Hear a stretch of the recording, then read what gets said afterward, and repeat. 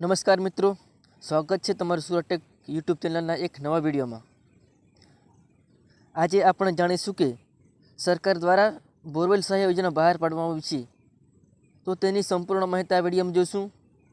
અરજી ક્યાં કરવી, કયા કયા ડોક્યુમેન્ટ જોઈએ છે, લાભ કોને કોને મળી શકે છે અને આ સહાયમાં કેટલા રૂપિયા મળી શકે તેની સંપૂર્ણ માહિતી આ વિડીયોમાં જોઈશું। વિડીયોને ચાલુ કરતાં પહેલાં હજુ સુધી સુરત ટેક યુટ્યુબ ચેનલને સબસ્ક્રાઈબ નથી કરી તો ચેનલને સબસ્ક્રાઈબ કરી દેજો, જેથી કરીને તમને સંપૂર્ણ કે કોઈ પણ માહિતી મળી શકે। તો વિડીયોની શરૂઆત કરીએ।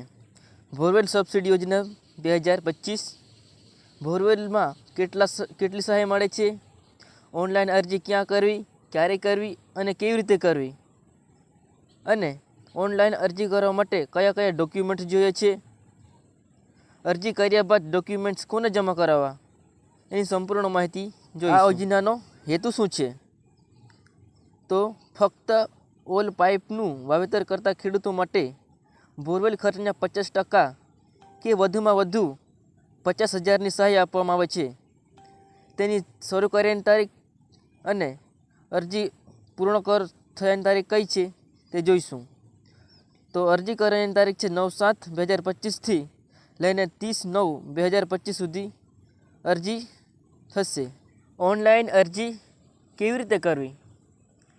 તો ઓનલાઈન અરજી કઈ રીતે કરવી એની માહિતી જોઈશું।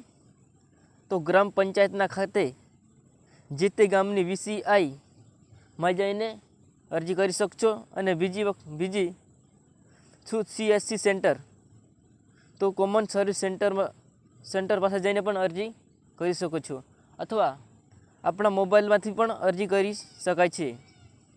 ઓનલાઈન અરજી કરવાના જરૂરી ડોક્યુમેન્ટ્સ તો 1 7, 12 અને 8 આની નકલો, આધાર કાર્ડની નકલ, બેંક પાસબુકની નકલ અને મોબાઈલ નંબર જોઈશે, ફોટો પણ જોઈશે અને સહી પણ જોઈશે।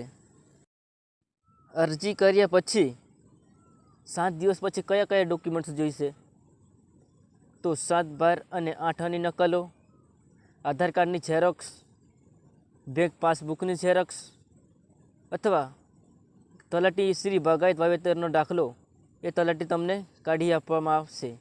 બોરવેલની તમે અરજી કરી છે તો તમને ખબર કેવી રીતે પડશે?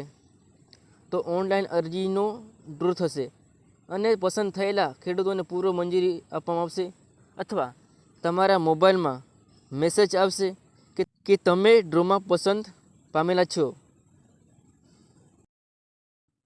શું તમારે દરરોજ સરકારી માહિતી, યોજનાઓ અને નવી માહિતી માટે અમારી ચેનલને સબસ્ક્રાઈબ કરો।